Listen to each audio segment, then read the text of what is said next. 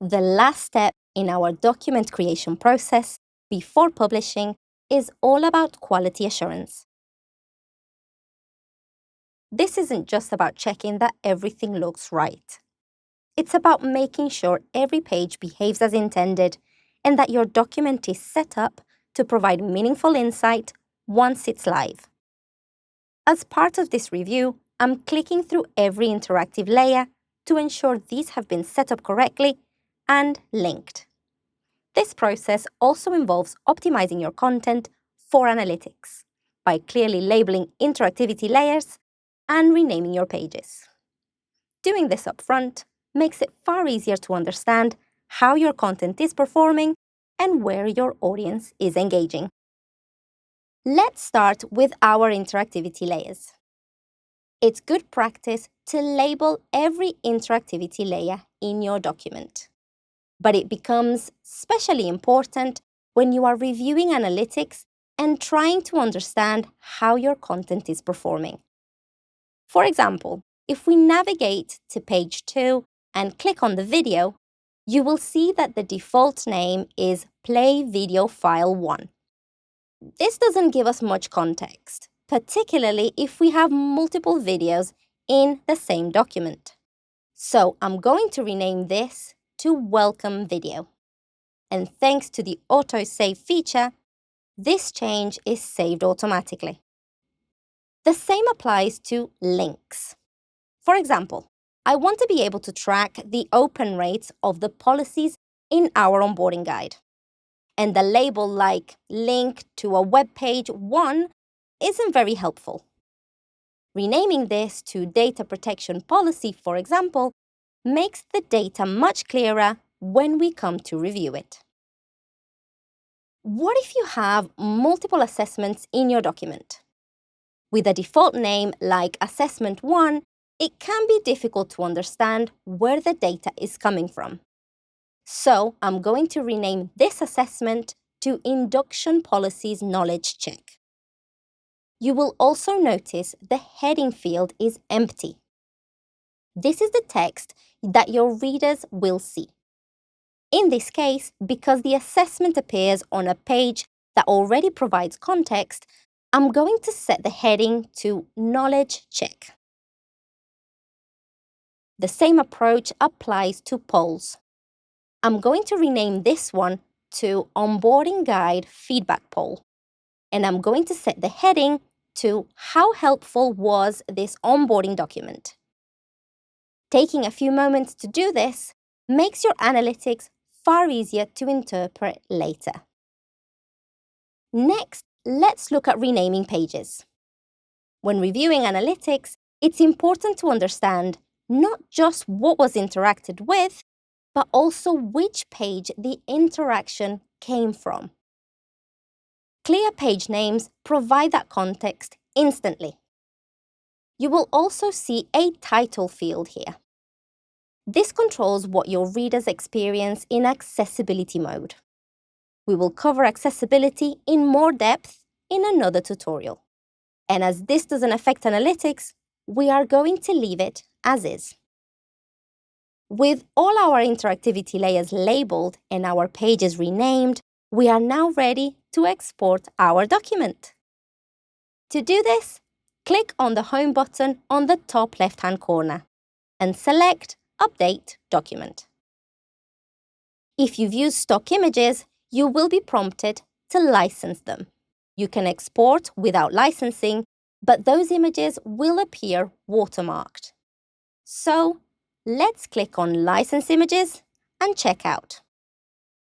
Remember, Getty images are included as part of your PageTiger subscription.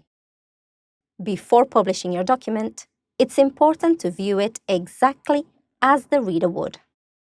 From the document dashboard, click View on the relevant version. This allows you to test navigation, interactivity, videos. Hello, Rosa, and welcome. We're really pleased to have you on board. Assessments and links in a real-world context. Make sure the interactivity layers are correctly linked to their corresponding panels and work as intended. If you spot anything that needs adjusting, simply return to Tiger Designer, make your edits, and update the document again. I've now finished checking the rest of my document, so let's head back to the document dashboard. You will also see the option to generate a temporary version link. Temporary links are useful when you want to share the document for review or approval without making it fully live. These links have an expiry date and don't replace the main document link. Let's now take a look at our document settings. Details is where you manage where the document is stored within your PageTiger account, what it's called, and the URL. Style controls the overall look and behavior of your document, including how it appears on different devices. Any changes made here apply across the entire document. Language allows you to define the language that system-generated messages and prompts appear in. Setting a language will only affect these messages and prompts, and it will not change the language that your content has been written in. Menu allows you to add a custom menu bar above your document, giving it a microsite feel. Domain name shows the web address your document will be published on. A default domain is selected for you, so your URL stays on brand. If additional domains are available on your account, you can select a different one here. Analytics is where you can set how visitor interactions are tracked, using either a pre-configured analytic rule or a custom one. Finally, security rules. These control who can access the document and what data is captured. This is a critical step before publishing.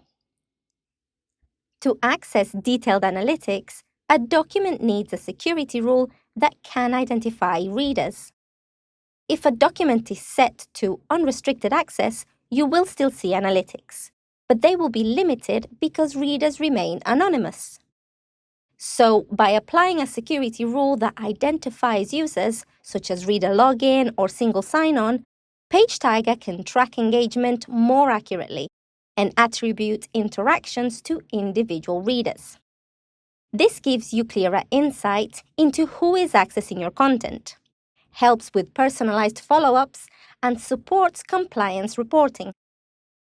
Single sign-on is the most seamless option, as it automatically verifies users through your organization's existing login process and ensures reader data is accurate. I want to be able to track who accesses the onboarding guide, and because this content is for internal users, I'm going to change the security rule to single sign-on.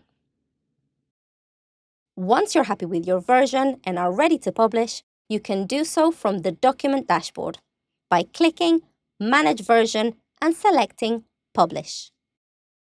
You will now be prompted to review your security rule, and you are also able to either publish immediately or schedule a publish and unpublish date. Once published, your document is live, and it will be available via either the document or version links. The document link is dynamic and always points to the latest published version.